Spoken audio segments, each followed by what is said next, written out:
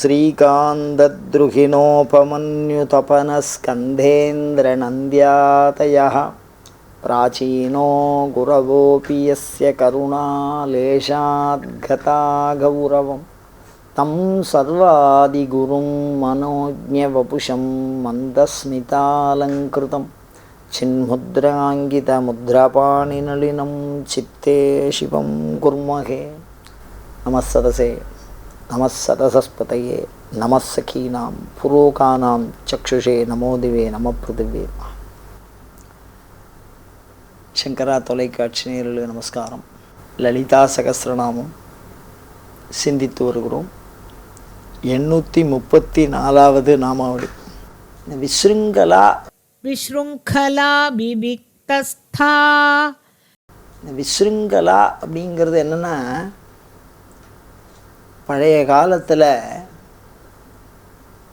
அசையாமல் யானைகளை கட்டுவதற்கு பயன்படுத்துகிற சங்கிலி, அது பேர் விசிறுங்கலான்னு பேர்.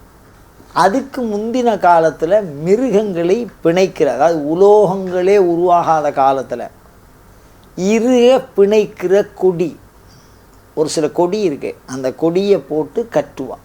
அப்போ விசிறுங்கலாங்கிற வார்த்தை எதை குறிக்கிறது அப்படின்னா, அவள் நம்மை கட்டுகிறாள், நாம் அவளை கட்ட முடியாது. விஸ்ருங்கலா எந்த விதமான கட்டுப்பாட்டிற்குள்ளேயும் தான் சிக்காதவள் அர்த்தம்.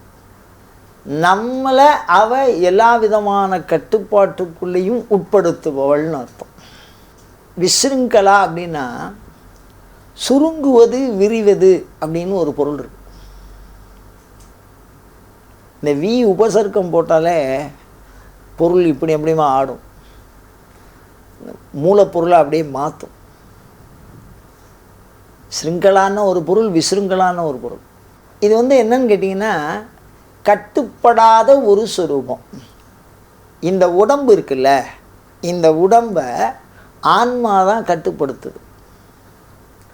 இந்த ஆன்மா சந்நிதி மாத்திரமாக இருக்குது. ஒரு உதாரணம் பாருங்க, காந்தம், அது முன்னாடி இரும்பு, காந்தம் சிவனேன்னு இருக்கும். ஆனால் அந்த காந்த புலம் இருக்கிற ஏரியாக்குள்ளே இரும்பு போயிடுச்சுன்னா கவர்ந்து இழுத்துக்கும். அந்த மாதிரி ஆன்மாவுக்கு இருக்கக்கூடிய ஒரு காந்த புல விசை தான் இந்த சரீரத்தை கீழே விழாமல் பாதுகாத்துக்குது. அதனால தான் விழுதல் விழா, விழாமல் இருப்பது விழா தான் விழா. விழான விழுதலில் கீழே விழுந்துடும், உடம்பு அப்படியே விழுந்துடும் கீழே. தண்ட சமர்ப்பணம்னு சொல்கிற வழக்கம். அப்படி விழாமல் செய்வதற்கு பெயர் விழா. அப்படின்னா என்ன அர்த்தம்னா, ஆன்மாவை போற்றுவது. பகுத்து உண்டு பல் உயிர் ஓம்புதல், உடல் ஓம்புதல் வேறு, உயிர் ஓம்புதல். அறிவு வளரணுன்னா பள்ளிக்கூடத்துக்கு போகிறோம். ஓம்புதல்னா பாதுகாப்பது, செழிக்க செய்வது. அப்படின்னா இப்போ உடலை அப்படின்னா அந்த எக்ஸசைஸ் எல்லாம் வச்சுருக்கல, அதுக்கெல்லாம் போய் உடலை பலப்படுத்திக்கணும். அந்த மாதிரி இந்த இடத்துல விசிறுங்களான்னா சுருங்குவது, விரிவது. இந்த யாக்கை என்ன பண்ணுன்னா, முதல்ல விரிஞ்சுட்டே போகும், அதுக்கப்புறம் என்ன ஆகும் அப்படின்னா சுருங்கிட்டே வரும். அந்த சுருக்கம்தான் முதுமையை நமக்கு கொடுக்கும். கொஞ்சம் கொஞ்சமாக குறுகுவோம், அந்த உடலில் உள்ள செல்கள்லாம் அப்படியே குறுகி போயிடும் ஒன்றுமே இல்லாமல். அப்படி விரிவதும் சுருங்குவதுமாகிற பண்பு விசிறுங்கலா. விரிவதும் சுருங்குதலும் அற்ற ஆன்மா. உடம்பு விரியும் சுருங்கும். விரியும் போது இளமை பருவம் வளர்ச்சி அடையும், சுருங்கும் போது முதுமை பருவம். ஆனால் இதில் உள்ளே இருக்கக்கூடிய ஆன்மா இருக்குது பாருங்கள், அது சுருங்கவும் விரிதலையும் செய்யாது. ஏன் அப்புறம் விசிறுங்கலான்னு ரெண்டுத்தையும் சேர்த்து போட்டோம்னா, உடலுக்கு உள்ளே இருக்கக்கூடிய உயிர். அப்போ விசிறுங்கலான்னா என்ன அர்த்தம்னா, உடலுக்கு உள்ளே இருக்கக்கூடிய உயிரின் வடிவமாக அம்பாள் இருக்கா, ஆத்மஸ்வரூபமாக இருக்கா. ஆத்ம வித்யா, மகாவித்யா, ஸ்ரீவித்யா எல்லாம் அதிலே வருதே. இப்போ இந்த ஆத்மஸ்வரூபம் என்ன பண்ணுறது அப்படின்னா, எந்த விதமான தொடர்பும் இல்லாமல் இருக்குது. அதுதான் நான் சொன்னேன், காந்தம் அதை சார்ந்த இரும்பு. இரும்பு மாத்திரம்தான் அந்த தொடர்பில் இருக்குது. அதை விட்டுருத்து அந்த காந்த புலங்கிறது இயல்பாகவே இருக்குது. இந்த ஆன்மா வெளியில் போயிடுதுன்னா அந்த சரீரம் அப்படியே விட்டுரும், தானாகவே விட்டுரும். அப்போ ஆத்மஸ்வரூபமாக அம்பாள் இருக்கா, நம்மை கட்டுகிற பாச வடிவமாக அம்பாள் இருக்கா. இந்த உடம்புக்கு பாசம்னு பேர். இந்த உடம்பு ஜடம், இந்த உடம்பு சித்துன்னு ஒரு வாதம் இருக்குது. அந்த விஷயத்துக்கு போகல. நம்ம சாக்த சித்தாந்தம் பண்ணிகிட்டு இருக்கோம், படிக்கிறோம். அதில் தான் லலிதா சகஸ்ரநாமம். அந்த சாக்தர்கள் சொல்லுகிற நெறியை விளக்கி காட்டுகிறோம். அப்படி விளக்கி காட்டும்பொழுது இந்த உடல் ஜடப்பண்புடையது. அம்பாள் ரெண்டுமாவும் இருக்கக்கூடியவ, சித்தாவும் இருப்பா, ஜடமாகவும் இருப்பா. ஜடாத்மிகான்னு அம்பாளுக்கு நாமாவளியில் லலிதா சகஸ்ரநாமத்திலே இருக்குது. சைத்தன்யா அப்படின்னா அறிவு வடிவமாகவும் அம்பாள் இருக்கான்னு இருக்குது. இப்போ இந்த உடம்பு ஜடம், இந்த உடம்புக்கு உள்ளுக்குள்ளே இருக்கக்கூடிய ஆன்மா சித்து, அம்பாள் ரெண்டுமா இருக்கக்கூடியவ. இப்போ உடம்பு சுருங்கினால் முதுமை அடைவோம், உடம்பு விரிந்தால் வளமை அடைவோம். அப்படி சுருங்குவதற்கும் விரிவதற்கும் ஒரு கட்டுப்பாடுடைய கொடி தான் இந்த இடத்துல கட்டுப்படுகிறது. இப்போ இந்த ஆன்மாவை இந்த உடல் கட்டுப்படுகிறது, கட்டுப்படுத்துகிறது. ஆன்மாவுக்கு இந்த உடல் கட்டுப்படுகிறது. ரெண்டு வித்தியாசம் இருக்குது. கட்டுப்படுத்துறது வேற, கட்டுப்படுறது வேற. அப்படிதானே? சிறைச்சாலைகளில் தவறு செய்தவர்கள் கட்டுப்படுத்தப்படுகிறார்கள். அப்படிதானே? கல்லோட அப்படின்னு கடுமையான தண்டனை கொடுக்குறான். ஆனால் கட்டுப்படுத்துறது யார்? வேலை பார்க்குற போலீஸ்காரா? அந்த தண்டனையை முறைப்படி செலுத்துறவா.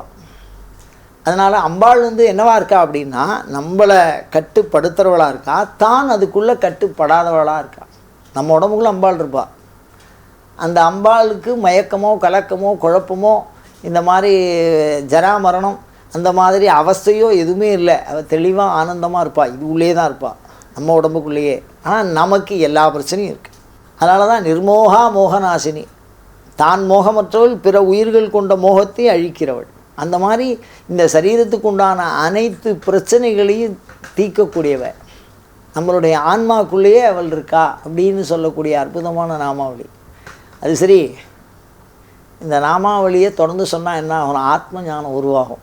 விசிறுங்களா அப்படிங்கிற வார்த்தையை சொல்லிட்டே இருந்தால் ஆத்ம ஞானம், உடல் வேறு உயிர் வேறாக அறிகின்ற பண்பு வரும்.